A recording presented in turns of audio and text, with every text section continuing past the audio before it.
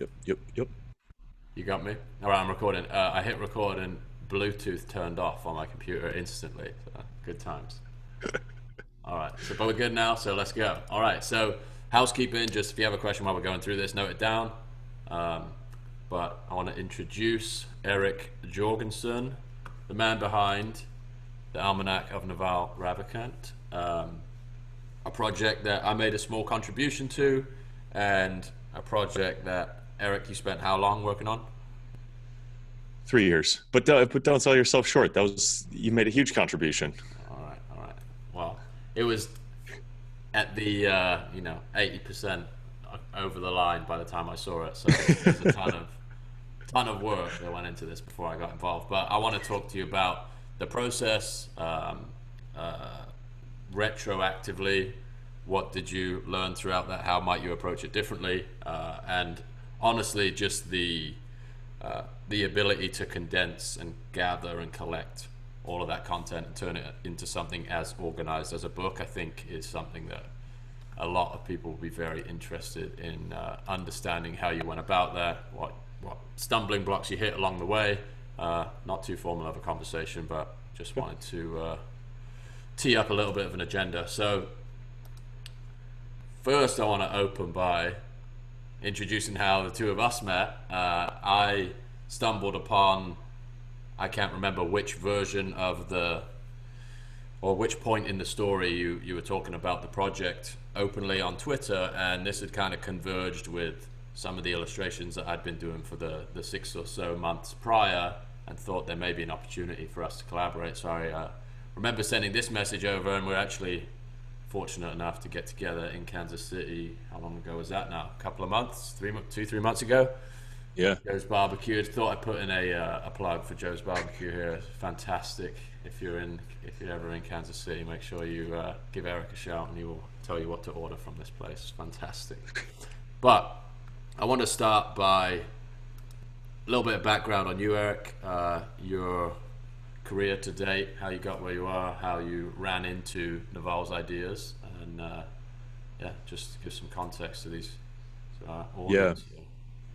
yeah. So I grew up in Detroit. My mom was a nurse. My dad ran a business that my grandfather started. So being kind of like a business owner and entrepreneur was like a normal job in our house. So I was like selling candy out of my locker and getting paid for giving kids rides to school and stuff. So that was like it's in my blood. Um, when I was in college, Facebook was kind of just getting big, and so like entrepreneurship turned into tech, just because of kind of what was hot there. And I ended up leaving school, just kind of dropping out after I was going to do 3 degrees in 5 years, and instead I just left school after the fourth. Joined a startup, moved to San Francisco, and spent like 6 7 years there. Kind of in the tech world, but my like first introduction to how I even like found that startup in the first place, like my sophomore year of college, was getting introduced. I went to a startup weekend. It was like a hackathon sort of deal, and our team ended up winning. And one of the judges introduced us to Bo, who's this founder who's come to Detroit like a few days later. And the first thing he told me was like, go read everything Naval has ever written on Venture Hacks, which is like a blog. And so it's like, go read everything from Paul Graham, go read everything from Naval. So like, to me, instantly Naval was like the Valley. And so I started then, which is, more than 10 years ago now, reading like everything that he has shared and doing a ton of different, following him on everything that I could. So he was talking a lot about like how to build companies and stuff back then. But that was kind of where it started. And then just, I happen to have like stumbled into the genre of like through Poor Charlie's Almanac and some of Peter Bevlin's books, like The Letters of Warren Buffett. There's a lot of people who like compile and curate and create books that are composites of different things in that kind of that investing world. So that's where like the format, like it just kind of like was clear to me that that was a thing that you could do. Mm-hmm. And it's funny now looking back how those pieces kind of came together, but that seemed even like a thing that was possible, that you can make a book out of the raw material that already existed. Right. Yeah, and I think myself included, you're like familiar with these ideas maybe 6 to 8 years before I encountered them, honestly. So, like having Or when would you estimate that was when you first started reading Venture Hacks? Is that about 2010 they wrote that stuff, if I'm Yeah, right? but Venture Hacks was not. It was not a lot. There's not a lot of overlap with like Venture Hacks and what's in this book. Venture Hacks is very much about like the game theory of venture capital and how to raise money and how to operate a startup and stuff. So, Naval sharing the like principles of wealth and happiness stuff has really kind of just come out in the last few years. Okay. Um, Yeah.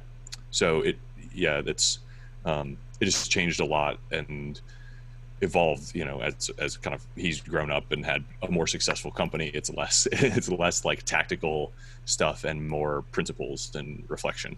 Right. Right. And your day job right now is Zali, right?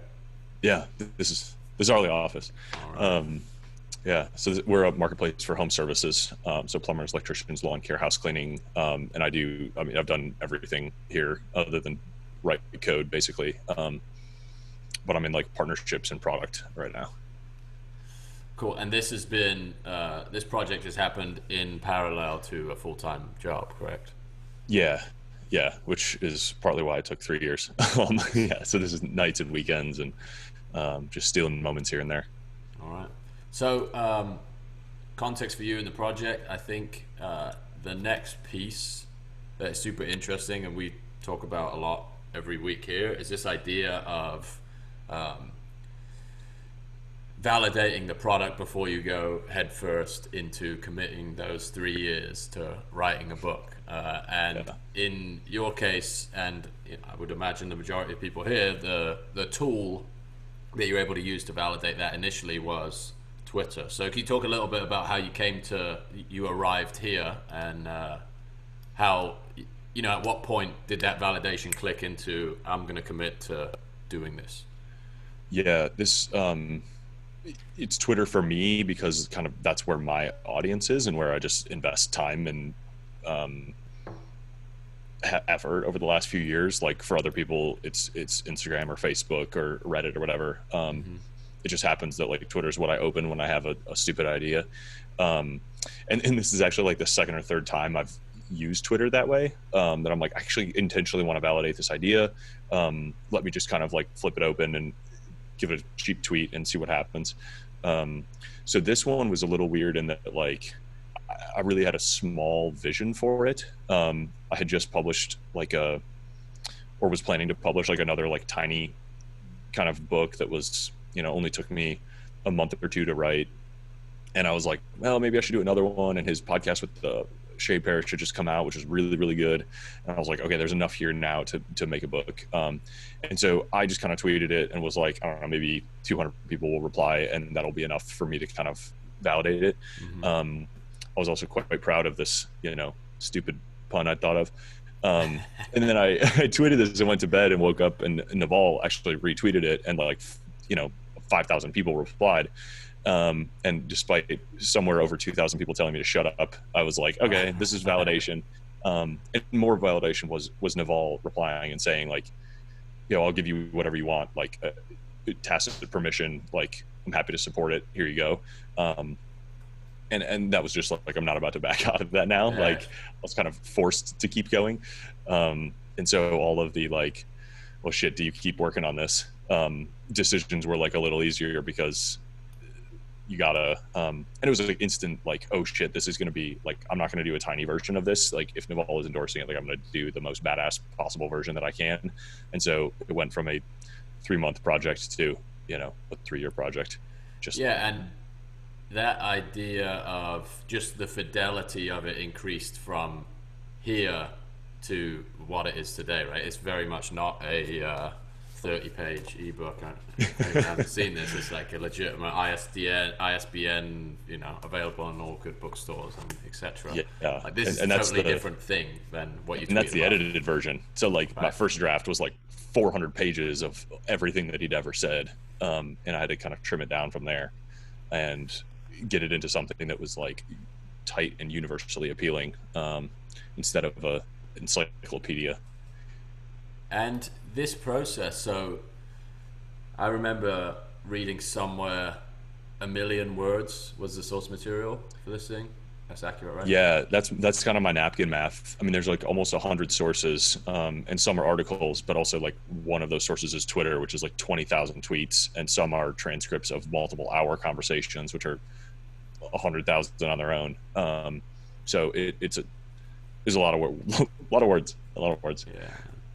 Yeah, so and I think that's one of the pieces of it that I'm most fascinated with is like you've had to construct this uh, like build a all of this stuff does exist in its like as a tweet here or a sentence that was dropped on a podcast here, and the real work of this book is I'm sure elimination is a huge part of that, is deciding what doesn't make it in because there's so much great stuff, but also how you land on these very they're high level categories, but the way the book is organized is also very practical and they fit together so tightly. So can you talk a little bit about how you one how you thought about that, how you eliminated stuff and categorized it, and two, I think the actual process of like deciding what makes it in and what doesn't.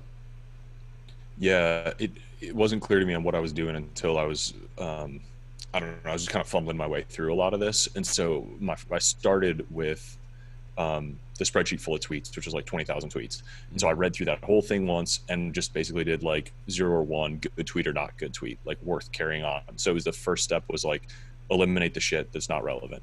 Okay, now there's, a few thousand still that are like interesting. Now I'm going to categorize all of those. Okay, now I'm going to look at my categories, and those became kind of the like those buckets started out as sections and chapters, and then became the like skeleton that you start hanging like bigger pieces of copy on. Um, there that went through like a few refactors because I've got like blockchain stuff next to startup investing, next to wealth principles, next to, and then you try to like order them, and then you realize that some of them don't make sense against each other. Um, and then they're kind of like try to group those into like, all right, these are all the wealth things, these are all the happiness things, these are all the like about Naval life. There's the bio, there's the story of AngelList, there's the story of how he got started his investing funds and stuff like that. And then just trying to find like the right edges that fit together well, and then cutting. So it was a lot of, part of the reason this took so long is that like you need to let the dust settle in between reps, Mm-hmm. and so you like do a bunch of work and then let it sit, and you come back and pick it up and you're like, God, this sucks and this sucks and this sucks and this sucks, that you like couldn't have seen when it was quite fresh.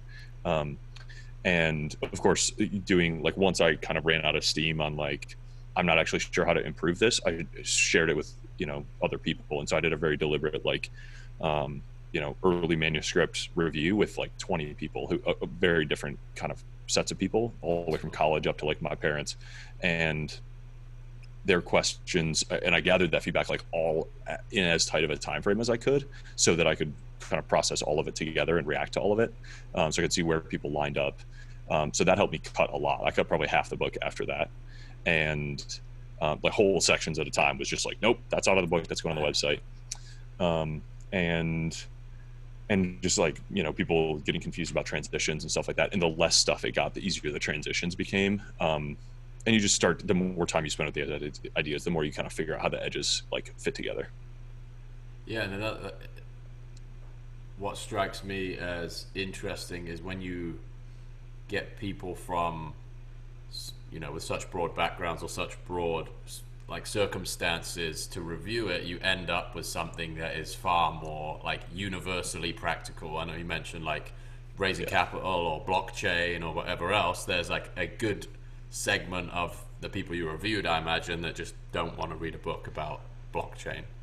Yeah, the blockchain stuff was like, anybody who cared already knew it, and anybody who didn't care didn't want to read shit about it Right, at right, all. right. So that one was like a pretty easy cut. And it was a tough transition to go from like, what is the thing, that the version of it that I personally am interested in, versus like, what is the version that is not too broadly appealing, like you can't water it down too much, but is like generalizable past like my super unique desires. Um, and tools wise, I don't know that I had anything like super compelling. probably the only like secret that I don't usually talk about is Otter. If people don't know Mm. about Otter, but you just like play audio and it automatically transcribes into like a searchable Oh, okay. script. So some people are like, "Holy shit, how'd you transcribe like millions of words?" And I'm like, "Trade secret." Oh, nice. But the answer is audio Otter, that you can do that with software now. It's still messy and like it's not perfect, but it's much Gets you better than like close. paying for it or doing it yourself. Yeah. Um, so that was a big piece, but the rest, frankly, was like Google Docs. And I wasn't even like didn't even do an amazing job with the tools there. Having a really big monitor helped, and I would open the file 2 different times and like pull stuff back and forth when you have a huge document and you're trying to like move stuff around inside of it. Right. Um, but That's cool. And the other part of the process that I'm curious about is getting it from a Google Doc to this, because this is the first book that you've done, correct? A yeah, published totally. book. Yeah, that was just entirely using Scribe. Mm-hmm. So Scribe is a company. They were originally called Book in a Box, um, but their original product was that they'll do a series of interviews with somebody, and basically turn that all the way into a book. And now they have a product that is like, hey, if you bring us a manuscript, which is basically a Google Doc for my purposes, um, we will turn that into a professionally published book for you. And it's not cheap; it's like 10 grand. Right. But they do copy editing, they do proofreading, they do page layout, they do like they go get you the ISBN, they do your cover design through multiple iterations, um, and actually help you like kind of all the way through marketing and launch week. They don't do a lot of it. They will like project manage you into doing Right. your own kind of marketing. Um, so that was a huge relief of just like I know people who have GC'd their own general contracted their own like book publishing process, and you can get it done much cheaper than that. Like you can piecemeal that out if you're willing to like do more googling and hire people directly and manage it a little more Sure. closely. You can get a slightly less professionalized version of it for, I don't know, $1,500 to $2,000. But I didn't know any of that shit, and I was going through an extremely busy like life period, and so I was really glad to have that professional support, especially just to make sure that like I didn't totally drop the ball on Naval's brand, basically. Oh, I think you've Um, made the right decision, and we did a yeah. like self-published thing, and it was an absolute nightmare disaster. Like without the support and the knowledge that Oh, exists is just yeah. I mean, like the Scribe offer is like very compelling. I can't imagine the labor it would take to uh, lay out and proofread a 200 and something page book. It's and just just the nuts. process, like having to learn so many individual things and do the research on all of them was just like it was very refreshing to just you have like an account manager, you just like ask the question, she's like, I don't know, but I'll go ask this person and come back to you in 24 hours. And like I didn't even have to drive the process. Like they just told me the next step and they told me what they needed from me, and then they got back to me in 2 weeks. And um, now that I've been through it was, it was a huge amount of leverage, to use a term from the book, that I would absolutely do again in a heartbeat. That's badass. Is it, so the other part that I was curious about this tweet here is the tools that you use to kind of aggregate or capture the demand for the book before it was out. So this is I'm trying to find the date on this tweet here. This is January 2018, and then you launched a site to kind of collect emails for people that were interested in the book. Right? How much traffic, how much interest was generated pre-publishing? Yeah, it was definitely worth doing. I cannot stress to you. I tried to look for screenshots, but like I cannot stress to you how ugly and terrible the first version of that site was. Um, but I just knew that I was going to be that it was right to tweet about it as I went, not just to like because I knew it had been building in public since the first minute it existed, right? And so people were Hmm. asking for updates all the time. So just trying to like kind of be transparent about where I was and that it was happening and letting people know that the project was still alive. And I was like, well, shit, if I'm going to do that, I should be capturing those emails. Um, so I just set up a real quick, like, I think it was a Squarespace page, or it might have been Unbounce or something originally. But it was some trash tool that I did trash design on.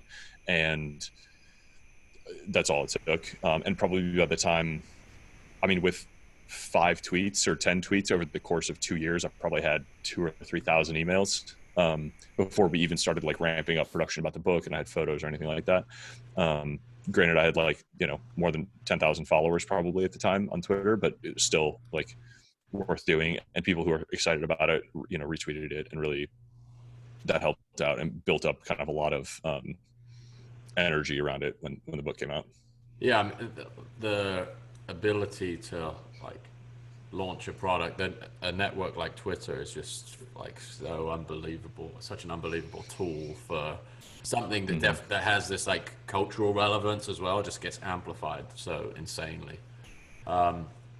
The the one other area I wanted to talk about is like if you were to do this again, what would you do differently? Is there any like hindsight, um, like of things that are obvious in hindsight that if somebody embarking on a journal like this, how would you advise them? Yeah, I mean, my answer for if I were to do another book again in the same vein would be, um, or maybe not as applicable, but basically like the creative crossroads that I went through and the like creative struggles that I went through around like, do I write anything unique in the book or do I just use publicly available information?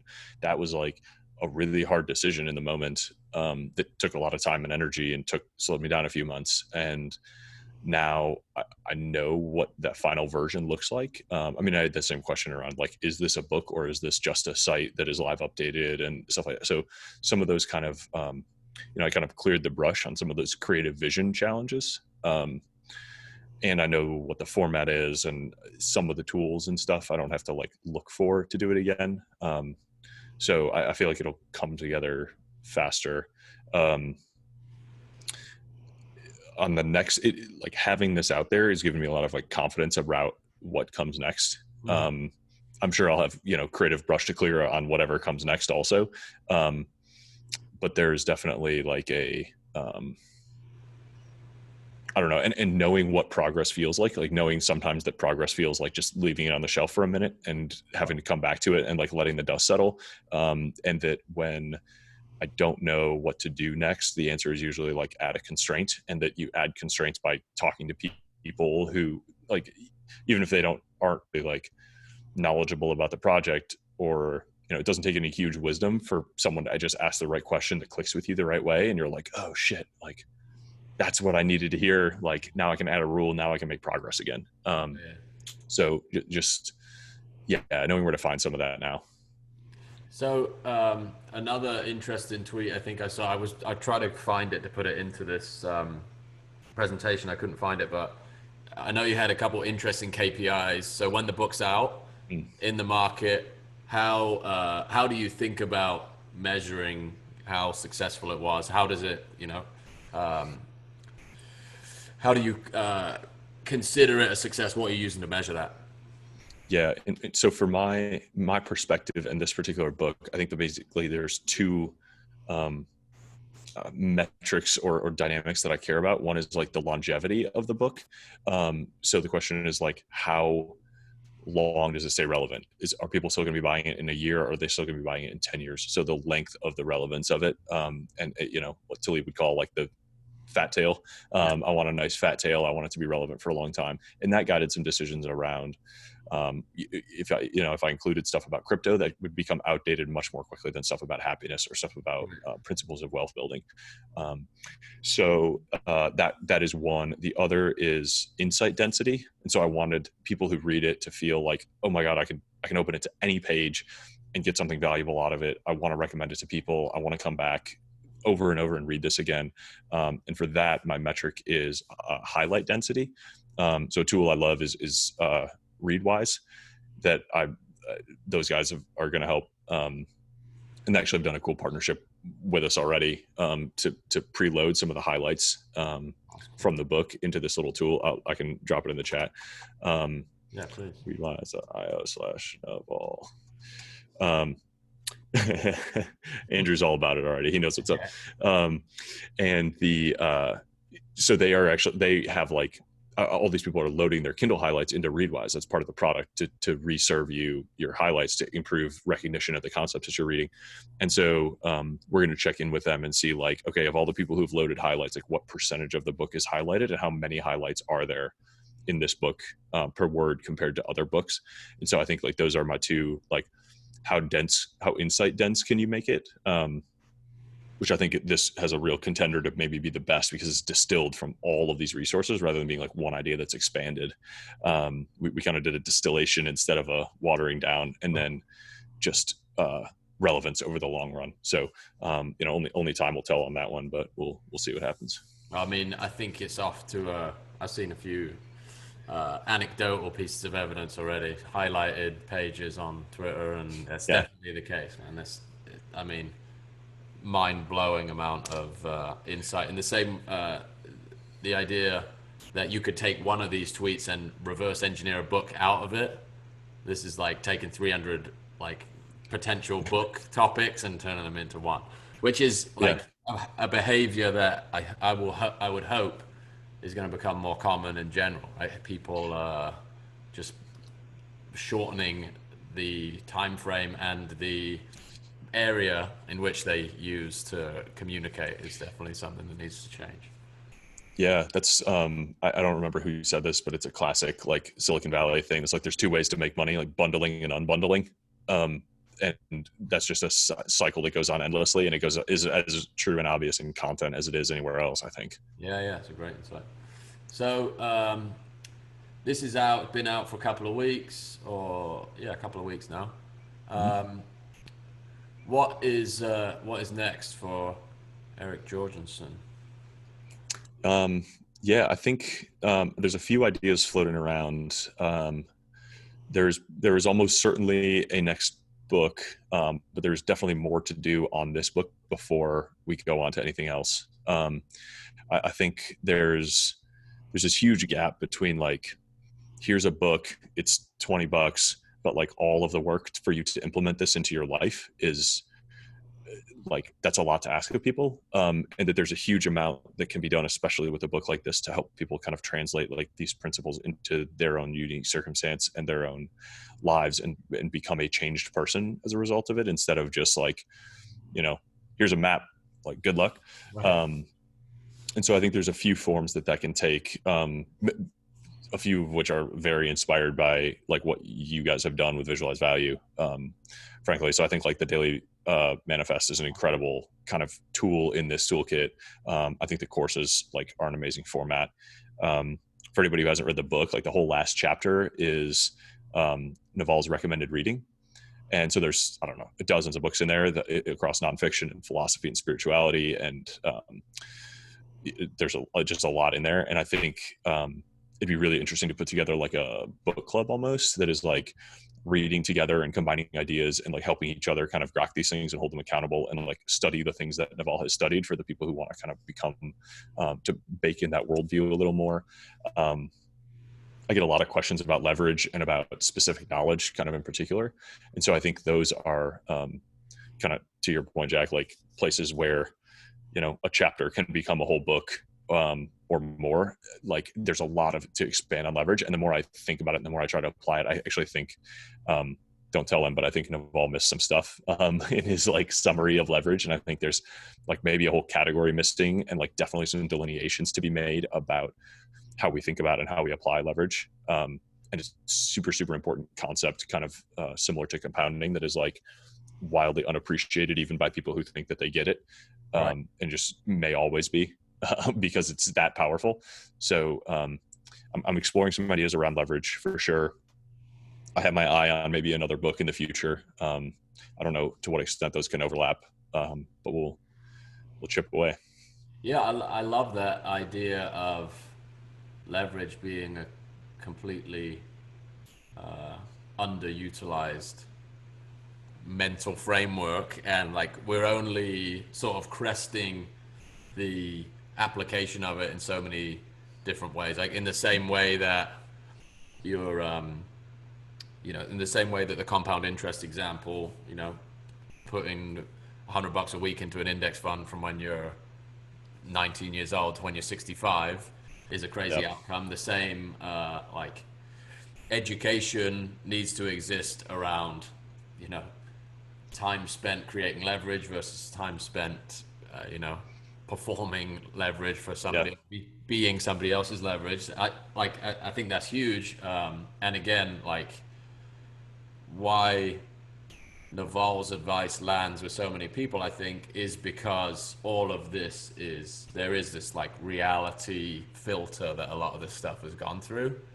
That is one of the things that is Hmm. like really profound about it, and I think, like to your point, the idea that this content has come through that filter is apparent, but the contextualization of it is could still use work for a lot of people. Yeah. Yeah, 100%. And everyone's going to apply it differently in their own ways, and everyone has like a natural disposition to employ different kinds of leverage. So I think there's a lot, and there's so much good that can come of it. Even for people who are like have very normal jobs, like doing your own job with a lens of leverage, can make you significantly more effective. And as you start to like look at the world through this lens, you start to see how pervasive that is, and how we've been talking about it actually for years and seeing it for years, but without this kind of like overarching label and way to classify it, that it's easy to miss the patterns. So yeah, there's a lot of interesting stuff to do around that, I think. Yeah, I know what your. I would be curious for your kind of three or four ideas that really shifted your worldview when it comes to this compilation of stuff. But for me, leverage is like way up there. Again, something that I think was inherently understood, but until there was a like verbal framework around it, it was like, why am I spending my days this way? This is nuts, but I can't figure out Yeah. like a simple way to explain what the alternative is, and this is what that gave me that. Yep. The idea of specific knowledge is another great. It's just I think the wordsmithing of something like that is just. It amazes me how terminology can really it's like forging a new path. Like the passion economy is like this thing that pulls a lot of people in and it's attractive, but it doesn't. The language is not helpful. Unfortunately, it does not like Yep. drive towards the outcome that I think the people who have mastered it uh, are trying to help people with. So it's just this like nuance in a lot of the language that he uses, which I think is, you know, probably a result of seeing it happen in a lot of different areas and having that like filter of reality to put it through that that really has, I think, allowed him to simplify and spit it back out in a way that's just super clear and obvious. But those two concepts, I'm trying to think what else for me was in here, and the happiness as a choice. I think those are my three. As a skill, a choice, whatever word you want to use, is pretty profound. Yeah. Yeah. The one that's been sitting with me is, any moment that you choose unhappiness, like you're not doing anyone any favors. Um, for whatever reason, we are kind of like conditioned to believe that we are supposed to be unhappy until we have like crossed some threshold, usually that we like set for ourselves. So um, we are almost withholding happiness from ourselves until we deem ourselves worthy. And most of us, I think, if we're honest, like if we look at it objectively, we are consistently moving that goalpost from away from ourselves, kind of no matter what we accomplish. And that is just like no way to live. I don't know where it comes from necessarily, but like realizing that you can give that up and still be a very kind of, I think we're afraid that if we allow ourselves to be happy, that we will stop being productive and stop creating and stop, we'll yield some of our like mojo that lets us win. Like, and I don't think that has to be true. Yeah, Um, I don't. Yeah, I agree. I think the again the crazy perspective that it gives you is somebody who you would assume has transcended some of these things because of their material success or their like reputational success, and somebody's still. What's fascinating to me is there's still like the desire to share this and philosophize and like explain that this is still a continuous process and choice even after you've supposedly figured everything out. is what sticks with me as well. And I think people in that position sharing that are doing, like are providing a great service for that reason because, the like you say, if there is a threshold that you're um, waiting for, the threshold just moves when you get there. And like Yeah. speaking from experience, that's definitely happened. So this Yeah. perspective is helpful. I think it's simultaneously like disheartening and helpful to know that like that this never ends. Like life is always going to be a million little decisions to like keep creating, keep building a project, keep choosing leverage, keep choosing happiness, keep like it never ends. And if you try to give yourself space to not make those million little correct decisions, then like there's no big decision that can save you. It is just like minute to minute uh, care and attention, just until it is almost reflex and it's habit, and it just kind of you don't know any other way, right? Yeah. There is there were a couple of things that I read early on. I think it was in the original, the How to Get Rich Without Getting Lucky tweet storm. A couple of very practical lines in that. I remember like embedding them in my psyche. One of them being the hourly rate. So it's like kind Mm-hmm. of these well, not tricks, but they're frameworks or the word always escapes me, heuristics for like Yeah. evaluating a circumstance or evaluating a decision. And to your point about expanding on this body of work, that feels to me really like what's the equivalent of the hourly rate thing for a lot of the other like very profound ideas in this book. Because even when you're making a decision that goes against that, just the fact that you have it in your mind and you recognize that you now recognize that this is not, uh, you know, not necessarily that you have a different choice in the moment, but that you eventually want to get away from making decisions like this because you have that new frame of reference. That's really powerful. Yeah. Well, one of those that I think I don't think he states it super explicitly, but the combination of like the seed that planted in from him and kind of my experience in the specific knowledge arena, which is I think an important, maybe even a precursor to leverage, is that like look to the things that people ask you for help on. Like that is a way to find your like the things that you are uniquely good at. Like it's hard for you to evaluate yourself, but when other people come and ask you for something, you're kind of like, oh, maybe they think I'm good at that. Right. um, or the things that you are doing in your spare time, right? So like I just spent nights and weekends for 3 years curating and collecting and studying a book, and this had much more to do with words for me than design. Like Jack's interpretation of this was much more design oriented. Like I'm not a great visual thinker, so for me it was like took place in words. And it was something I did in my spare time. So now when I'm like doing things for my work and trying to say like, how can I solve this problem? Like, how can I use the skills that I default to in my spare time and like almost my hobby skills to solve this problem? Because I'm probably better at that than I am at something else. So rather than try to contort myself to that solution, use my natural inclinations to solve the problem. Yeah, that's another great practical way to think about it. And retroactively applying that, it's the same thing for me. It's like, can you stay late and finish this pitch document, right? Can you make a slide for this thing? Yeah. And even in the moment where you're like, I don't really want to do that, but the very notion that you're the first port of call is a signal that you should be paying attention to. That's really cool. The other thing, that's something came up when you were talking about that. I'm trying to recall. Um, Andrew's dropping hot links everywhere, which is amazing. Oh, nice.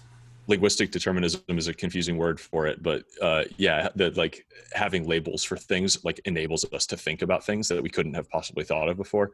And I remember hearing a Radio Lab episode about this like way back in the day that blew my fucking mind. Because there was like deaf people, there's like languages that don't have words for specific things, and like they can't conceptualize it, and it's like Wow. impossible to teach it to them if they don't have a word for it. So I think leverage is exactly one of those, and I felt the same way, and I feel like that's oh, thank you.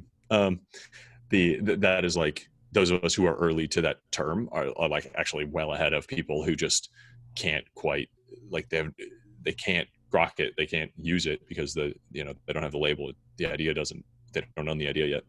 And in very few circumstances, there are people that are using it without knowledge of it, and they're really like underutilizing it in that case because they don't like the concept isn't apparent. Yeah, it's fascinating. I think this like the specific knowledge thing is a whole. It's kind of to reverse engineer from that final statement, productize yourself, which is something that is a huge focus of the products that we've been building and the content. Um, that is kind of the first stumbling block that I think is just brutal for a lot of people, and I think um, the idea that a lot of that comes from those first few years where in some cases you're not aware of these concepts, and I think like in hindsight you have an advantage because you're not constantly like saying what is my specific knowledge before you have the experiences that end up revealing your specific knowledge. So in some ways I question this a lot. It's at the beginning of the journey, is it better that you know this stuff, or is it better that you encounter it at a certain point in time where it becomes like a turbo booster on things that you've already endured? That's like a really, like, uh, I guess, I don't know what word I would use to describe it, but it's like a philosophical way to think about like introducing people to new ideas because it can create frustration when you don't have the resources to leverage the idea. Does that make sense? Yeah, it's an interesting like it's co-evolutionary, right? Like you change and your skills change and your perspective changes and your opportunities change all at the same time. And it you can look at the recent past and you can look at the long past, but you have to kind of take both into account, and your near future and your far past, right? Like the far future, there's um you can take different lessons from each of those, but being sure that you're looking to the right era for the right thing. I have always been like more of a reader and a writer than a drawer. So like that is a thing that has been true since I could walk. Like we played word games in my family. Like I read a lot more than I drew. I tried to like write a novel when I was 8 and it was hilariously terrible, but like that has always, so I know my specific knowledge errs more on that side. In the more recent past, like my evergreen project was like curate was community and curation and publishing in the business realm. This book has been curation and community and publishing in kind of the business and wealth and life realm. So like those are the things that I just have like gravitated to. And I've had other projects in the meantime that either like I gave up on or sputtered or they just didn't get traction, or like I thought I was going to do it and then I just didn't because it wasn't that interesting to me. And so I'm starting to kind of see like enough, my sample size is big enough that I'm kind of like, oh, maybe this is my area, and this even within it is like my super area. Yeah. Yeah, that's great, man. Let's put it out to the floor. We got a great first question here from Kevin, and uh, I think I listened to a podcast where you talked about this as well. The relationship between leverage and risk, and this is also a linguistic and like definition question, right? But what's your Yeah, take on that? yeah. This is one where so one of Naval's kind of wealth principles is accountability. So seek and take on accountability, which is a little nuanced, and a helpful thing to unpack. So I'll kind of try to do it briefly, but accountability is like taking responsibility for the risk that exists, taking responsibility for the downside. Um, the kind of classic like fortune cookie wisdom here is that like entrepreneurs take on risk, or you have to take risk to earn money, or risk and return are completely tightly correlated and you can't unbundle them.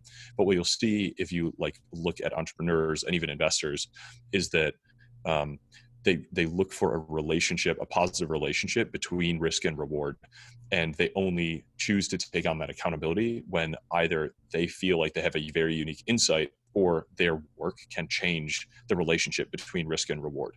So when you go to start a business, I'm not going to go start like a plumbing company because I don't know shit about plumbing. And so that would be like a highly risky thing for me to do compared to someone who had worked at a plumbing company for 4 years, even though if you just look at like the concept of a plumbing company, it's the same amount of risk and reward. His specific knowledge is very different from mine. And so my like accountability for that. I'm not going to choose that accountability because I know that I'm going to fail miserably at that. Um, and so accountability is kind of the like, you changes your mindset from like, I'm responsible for the risk that exists, but I also can manage that risk. I can choose which risks to take, and I can choose how much risk to take. But I want to do that personally, like, and I want it known that I'm raising my hand to take the accountability, because that is the person who gets the upside. Not just like, this is a thing that our society has enforced for like millions of years, or hundreds of thousands of years. Mm. Like, this goes back to Hammurabi's code. This goes back to like, the captain goes down with a ship. There is like an intrinsic human tie between like, the glory goes and the rewards go to the person who took and accepted the risk. And we as a society like reject anyone who is benefiting without commensurate risk taking.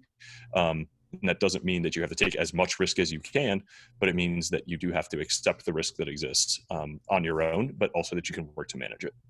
So that was an unorganized take on it, but I hope that was like a, That's great. I don't know, helpful deconstruction.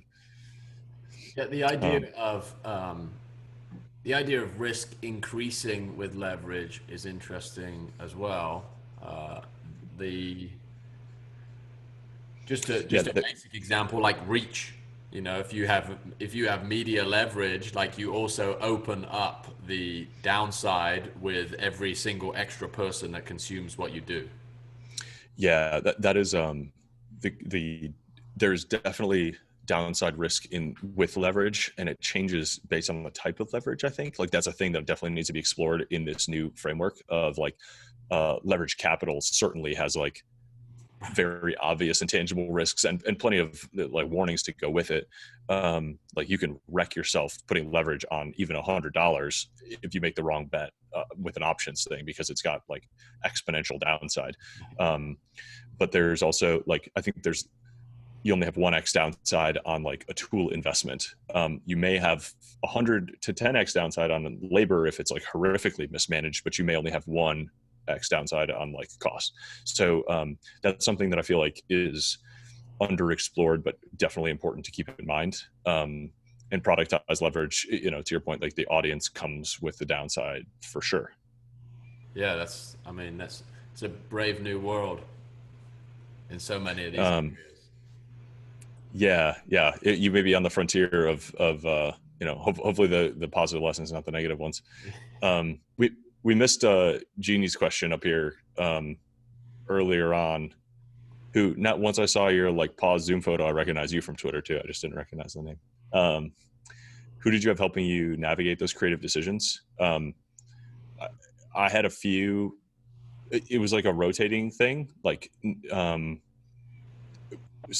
very there were I asked people who had published books before some questions, and they gave me some helpful kind of guidance, but really almost all of the like big creative decisions was just like, I happened to be having a conversation with a person I respected, and they just said it clearly and confidently, and I was like, okay, that sounds right.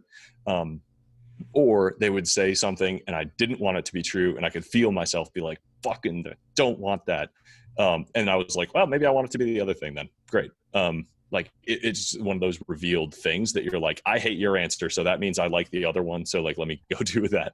So I think it is really just having the conversation. I don't think it has to be someone with unique insight or talent, even in what you're building. Just talking about it is going to help you get out of your own head. And sometimes as soon as you hear yourself ask a question, you're like, people will be like, how's it going? And you'll be annoyed that you have to answer the question. And it's because you don't know what you're supposed to do next. And then they'll ask why you're confused, and you'll be forced to answer. And then you'll hear yourself acknowledge the problem for maybe the first time in weeks or months. And you're like, well, shit, great. At least I know now. Mm, that's right. Another one from Kevin. How have you added leverage to your life in the last 6 months, Eric? Um, Automated emails are my new favorite because they're like basically zero marginal cost. I had help during, in like the 2 weeks leading up to launch. I had a friend who happened to be unemployed, and I was just like, please help me. My to-do list is a mile long. If I don't get this stuff up on the website, Tim Ferriss is going to crucify me. Um, like, you got to help me out here. So I'm getting better at. I'm still not particularly good at like taking the leap to invest in like leverage in the right kinds. But I'm starting to see tools as leverage. And I mean, I'm learning to just seeing how many emails rolled up while I was writing this book, like Jack asked about earlier. I actually am like now doing that with other projects. So, like, I'm not even actively working on. I'm just kind of like put up a splash page, starting to collect emails, put up a Twitter account, like see what it gets. I really want to set up a handful of Twitter bots, because while I was writing this book, my buddy George Mack in England was like running a Naval Ravikant Twitter bot that went from 6,000 to 60,000, and I was like, I should have just taken a week to figure that shit out, and Right. then that would be a tremendous channel. But now I have a few of those like that I want to get going. So like that is a huge that would be a huge piece of leverage over time that I'm just completely whiffing it at, but it's on the list. So if anybody knows how to set up a Twitter bot, holler, It's a few. because I could use your help. Uh, Ahmed says, you mentioned learning the skills of decision making. How would you link that to mental models? Yeah, I'm a huge mental models fan. I started reading Poor Charlie's Almanac when I was like 20. I just picked it off my dad's bookshelf, so I got very lucky that that got into my head early. And all of Farnham Street, and I pick up every mental models book I can find. I find them still um, getting better at applying them. They're still kind of difficult to like hammer it into your head so much that you're like fluent in it. Just like some of these other concepts we're talking about, and some of the ones with good stories and good labels like come much more naturally. Um, like inversion, like incentive alignment. Some of those things are just like I have a different vision. It makes it kind of hard to work in an organization sometimes because you have to like you sound like a fucking lunatic until you have explained a whole mental model to someone, which not everyone always has the opportunity to do, which is why this as an outlet for me to be like have full creative control has been really a helpful kind of side project that brings sanity to my life because I can just make decisions somewhat unilaterally. But yeah, there's definitely decision making, just like writing down your decision and revisiting it, because you definitely are lying to yourself. You just don't know it until you actually like take a record and then go back. That's probably, if you could only do one thing, it's the best thing to do. That's great. The next question from Chester. This is a big question. How do you choose your niche or offer where you have a clear unfair advantage or differentiating factor? And he mentioned something I wrote the other day about the intersections of two skill sets, which we talked about earlier in this conversation. But what if those intersections are saturated? I know I have a idea of a response for this, but you want to take that one, Eric? Yeah, my first reaction is like add another intersection, um, which may or may not be yours. The other is a mental model from Charlie Munger about building brands, which is that the great brands usually take only one or two dials and dial them all the way up or all the way down. And so that's kind of a like mental experiment I run sometimes, that if you're looking at, um, Chester, if you want to drop your intersections that you think are saturated in there, that's fine. But like one example that's sitting on top of my head right now is everybody has an interview podcast. People tell me every week I would do an amazing interview podcast. And I'm like, there's 100 billion of those. But I think a really simple twist on that would be I'm going to do an 8 to 10 hour interview podcast. And I'm going to take, I'm just going to call it Smart Friends. And I'm going to do it like hardcore history. And I'm going to take somebody like Jack and I'm going to spend the whole fucking day with him. And we're going to start from the time he could walk and every memory that he has. And we're basically going to do like an audiobook format of this person. So anybody who's heard one of the million 1 hour interviews of him and wants to go deeper instead of listen to a different 1 hour thing, like it's a really simple twist, but all of a sudden it's in a completely different category, which is more like it's an audiobook and it's an easy to explain thing. And all of a sudden, like you own a new idea and a new concept and a new thing. And, in the same way that like Joe Rogan's not doing anything that different than anybody else is doing. He's just done one every day for a very specific audience for 5 years or whatever the hell it's been now. So like dialing one or two dials all the way up and down, and all of a sudden you're in a totally different place. Great answer, man. All right, we're going to keep moving. How do you think about pricing this? Naval's conditions were you have to give it away for free online, digital versions. And that he didn't want to make any money on it. Um, so an interesting thing was like, I'm going to make it available for free. Have to, no problem.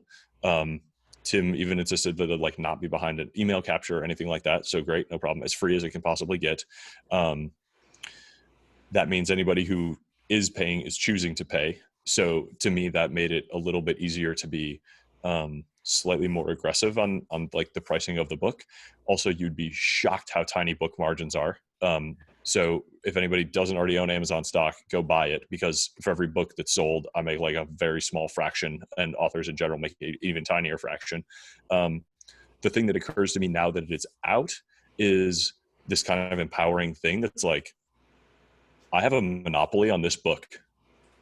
No one can have this book unless they buy it from me. Yeah.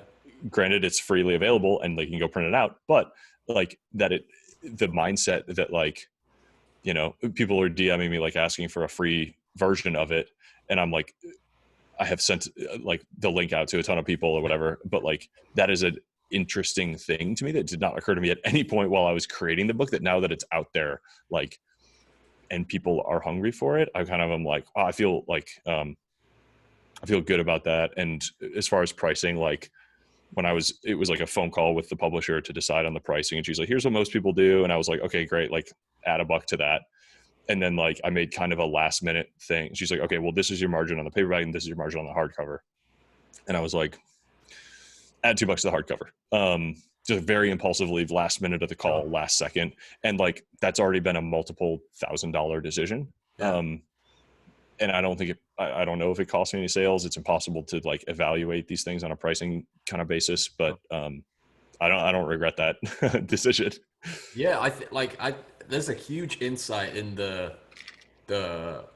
making the making a digital version of it free as well. Like the Yeah. pure from a pure reach perspective, it's just like if you're thinking long term about leverage and brand and all of that stuff, it's like there's a very solid argument there for getting it in as many hands as possible. And because it's such a great body of work, people who are going to buy the book are going to buy it regardless of whether it's available for free or not. I know that's true in my situation anyway. Yeah, and actually, one of the other I don't know if this is why Naval requested it, but a thing that I'm very grateful I have done it now that I've done it. It's been downloaded already tens of thousands of times, so it is getting huge reach. So that's one. Two, I'm really glad that it is search indexed, and that all the body is there, because I think that's going to be great for SEO for the site for a long time to come. And three, I'm getting a lot of DMs from people in other countries that are having a really hard time getting the book, because they're like, it's not syndicated through Kindle yet. It's no resellers have picked it up in my country. How can I get a hold of this book? How can I like, and I wouldn't have appreciated before publishing this how hard it is for people who are in like not America, Right. basically, Yeah. even like Australia and the UK, let alone Nigeria or Indonesia, to Yeah. get access to a book, even if it's only $1 through Kindle. And even if you remove the pricing from it, it's just hard for them to get a book. So when you put it on the web, when you put it in a PDF, everybody can have it, no questions asked. And like, frankly, I'm still like going to be perfectly fine economically. Whatever, I invested a lot of money in getting this thing professionally done, and um, will certainly not be retiring off of this book. But it's paid for itself at the very least. And I don't think giving it to people in Indonesia would have made a huge difference. It'll make a huge difference in their life, and it wouldn't have changed the outcome for me, like as a, you know, something, a project to do. Awesome, man. Well, we're at time over here. Thank you uh, kindly for your evening. Yeah, this is fun. I mean, of course, anything for you at any time in any amount that you ever need from me. I I'm appreciate it, man. I'm at your service. This has been quality. We got to get back up to some barbecue soon or get down here. But Yeah, it's uh, hot. It's hot chicken time. I'm getting over there for sure. oh yeah, do it, man. And we'll have to get you in the Slack as well. That'd be cool if there's any Yeah, follow-up questions. yeah, yeah. I feel like we're now missing a lot of questions that people are sending. So if you want to like drop me in the Slack community or whatever, if people want to email me or DM me, I'm very happy to like answer all of them that we couldn't get to here. Um, Beautiful, man. let's let's do it. Let's do it. All right. Have a wonderful evening, everybody. Thank you for spending an hour of it over here. Appreciate it. And we'll get this recording up. Cheers again, Eric. Appreciate you. All right. Thanks a lot, guys. Thanks, mate. Appreciate it. Bye-bye. Don't be shy. Come find me. All right.